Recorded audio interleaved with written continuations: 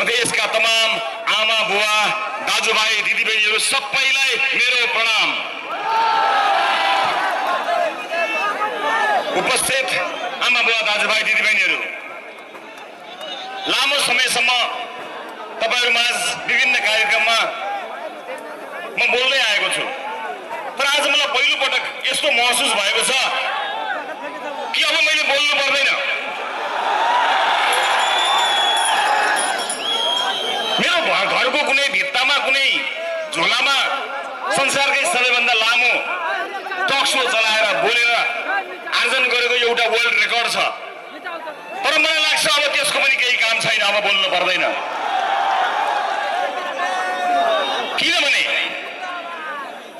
किनभने यस अघिको निर्वाचनमा राष्ट्रिय स्वतन्त्र पार्टीले एउटा बिउ रोपेर गएको थियो, उन्नत बिउ।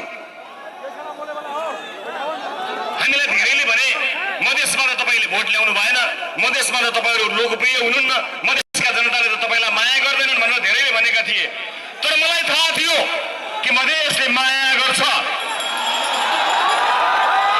त्यसैले त मधेसले उन्नत बिउ रोपेको थियो र त्यो बिउ आज हुर्केर बढेर फल लागेर लह भएको छ।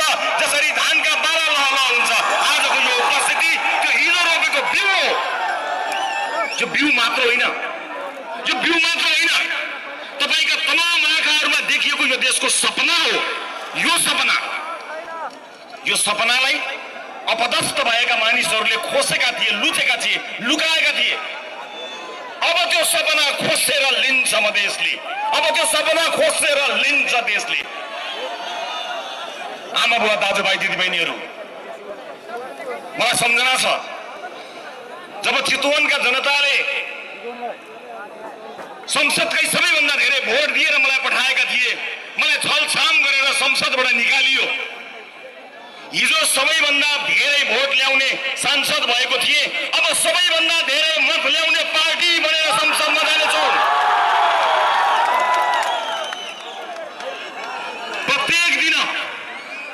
प्रत्येक दिन मेरो टाउकोमा लागेका मुद्दाहरूका कारण प्रत्येक दिन देशको कुनै न कुनै अदालतमा मैले उपस्थित हुनुपर्छ। भोलि पनि 3-4 अदालतमा म माथि मुद्दा लागेका छन्। मलाई परवाह छैन, जनताको मुद्दा बोकेर हिँडेको मान्छे त्यस्ता मुद्दा लड्दै गरौँला, जित्दै गरौँला। हारे हारिन्छ, जिते जितिन्छ। म आज धेरै बोल्दिन, म यति मात्र बताउँछु। जुन दिन म इतिहासलाई, म मधेसलाई एउटा कुरा दर्ज गराउन चाहन्छु। जुन दिन बालनजी र मेरो भेटघाट भयो, त्यो भेटघाट सकिएर म घर गएँ। भोलिपल्ट बिहान उठेर मैले हेरेँ, उज्यालो घाम लागेको दिन थियो। मेरो घरमा मेरो आमाको, स्वर्गीय आमाको तस्बिर पनि छ। मैले मेरो आमाको तस्बिरसँग कुराकानी गरेँ, किनकि कुराकानीका क्रममा बालनजीले मलाई मेरो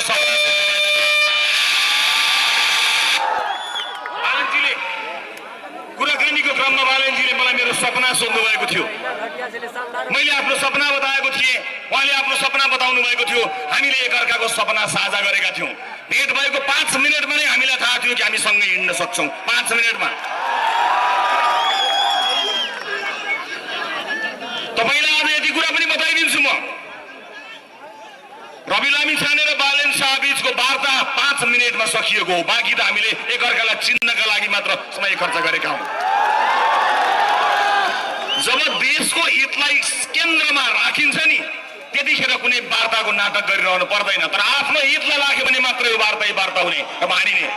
हामी दुवै यो देशको हितका लागि र जनताको चाहना अनुसार एकै ठाउँमा आएका थियौँ, किन यसको विकल्प छैन। अब नेपालले यो गरिबी सहन सक्दैन, अब नेपालले यो विभेद सहन सक्दैन र पर्दैन। र त्यस दिन बिहान जब मैले मेरो स्वर्गीय आमाको तस्बिरमा हेरेर मैले आमालाई भने, आमा, बालनले देश बनाउँछ, बालनले हाम्रो सपना पुरा गर्छ। यो भनाइको साक्षी मेरो श्रीमती छिन्। मैले उनलाई अँगालो हालेर उनलाई पनि त्यही भने। मेरो आमासँग कुरा भयो र मैले आमालाई भने, आमा, बालनले देश बनाउँछ। यो मेरो विश्वास हो। मलाई चिन्ता छैन, कुनै पनि दिन कुनै पनि दिन अपदस्थ भएको हेलिकप्टरबाट भागेको बच्चालाई गोली ठोकेर भागेको सरकारले लगाएको मुद्दाले, अपदस्थ भएको बच्चालाई टाउकोमा र छातीमा ताकेर गोली लगाएको सरकारले ममाथि लगाएको मुद्दाले मलाई कुनै पनि दिन जेल पुर्याउला, मलाई अब चिन्ता छैन, किनकि देशले बालन पाएको छ।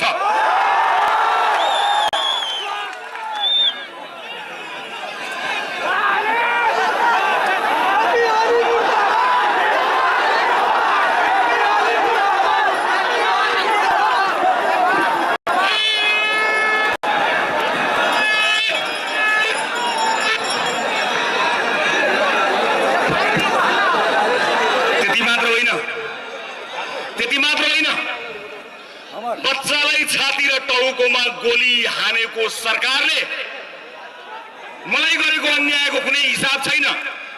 देशलाई र मधेसलाई गरेको हिसाब, त्यो अन्यायको हिसाब अब चाहिँ लिने हो। अब त्यो हिसाब हामी लिनेछौँ। मलाई कुनै परवाह छैन। मलाई विश्वास छ यतिका मूर्धन्य नेताहरू यहाँ उभिनु भएको छ। जनताको यति ठुलो साथ पाएपछि अब चिन्ता गर्न पर्दैन। अब देश समृद्धिको बाटोमा अगाडि बढ्नेछ, सामाजिक न्यायको बाटोमा अगाडि बढ्नेछ। उपस्थित आमा बुवा दाजुभाइ दिदीबहिनीहरू, मलाई धेरै अगाडि भन्नुहुन्थ्यो कसैले कि तपाईँ मधेस त्यति आउनुहुन्न, मधेसमा तपाईँहरूको त्यति धेरै सङ्गठन राम्रो छैन, मधेसमा तपाईँहरूको उपस्थिति कम छ भनेर धेरैले भन्नुहुन्थ्यो। उहाँहरू सबैलाई म एउटै जवाफ दिन चाहन्छु, मधेसमा धेरै आई वा दुरुस्त आई। समान दाजुभाइ दिदीबहिनीहरूलाई म यहाँबाट के आश्वस्त गराउन चाहन्छु, के विश्वस्त गराउन चाहन्छु भने म उनीहरूको आलोचना गर्न आएको होइन, म उनीहरूको आलोचना गर्न पनि चाहन्न। जसलाई जनताले लखेटेर भगाए तिनको आलोचना गरिरहनु आवश्यक छैन।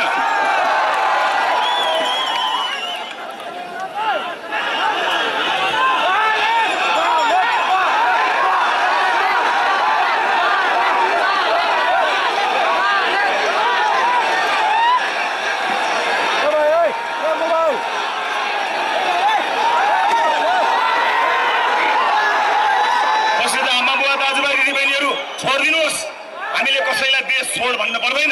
देश छोडेर गएकाहरूलाई फिर्ता ल्याउन सक्ने कानुन नीति नियम हामीले कायम गरौँ। हामीले कसैलाई देश छोड भन्न पर्दैन। अब परेन देश छोड्न भयो। म यति मात्र भन्छु, हिजोका दिनमा विरोधीहरूलाई छान्दै सखाप पार्न खोज्ने र यो देशको सपनालाई, इतिहासलाई बदल्न खोज्ने मानिसहरूलाई म यति भन्न चाहन्छु, हामी इतिहास पढ्ने मान्छे होइनौँ, हामी इतिहास लेख्ने मान्छे हौँ। मधेसले अब इतिहास लेख्नेछ। यहाँ धेरै मानिसहरूले कोही पहाडवादी भए, कोही हिमालवादी भए, कोही मधेसवादी भए। अब यहाँ कोही मधेसवादी छैन, अब नेपालवादी, सबै नेपालवादी। यो देश बन्छ भन्ने कुराको सपनाको बीजारोपण गर्नुहुने बालेन्द्र शाहले एउटा प्रशासकीय अधिकृत माग्दा पाएनन्। यिनीहरूको मान्छे राज्यका भित्तामा कोठा चोटामा भर्ता गर्दा यिनीहरूलाई लाज भएन, देशलाई हरितन्नम बनाउँदा लाज भएन। तर जनताको लोकप्रिय मान्छेले एउटा प्रशासकीय अधिकृत पाएन। अब प्रशासकीय अधिकृत होइन, तिम्रो सत्ता फेर्ने हो र जनताको सत्ता स्थापित गर्ने हो। म यति भन्न सक्छु, तपाईँको आँखा र तपाईँको अनुहारमा हेरेर उपस्थित आमा बुवा दाजुभाइ दिदीबहिनीहरू, तपाईँ हामीले देखेको सपना अब पुरा हुन्छ। त्यो यात्रामा आजबाट हामी जोडिएका छौँ। मलाई यो पनि विश्वास छ, यो देशका लागि सपुत कहाँ छ भनेर खोज्दै जाने होइन, यो देशका लागि सपुत म हुन्छु भनेर अगाडि बढ्ने हो। अब त्यो यात्रामा हामी अगाडि बढेका छौँ। म पुराना राजनीतिक दलका नेताहरूलाई प्रतिशोध हामीबाट हुन्न भन्ने कुरा ढुक्क पार्न चाहन्छु। तपाईँका लागि झुटा मुद्दा लगाउँदै अदालतको ढोका चाहर्दै हाम्रो सरकार जाने छैन, ढुक्क हुनुहोस्। तर देश लुटेर कमाएको एक पाइको हिसाब चाहिँ गर्नेछौँ।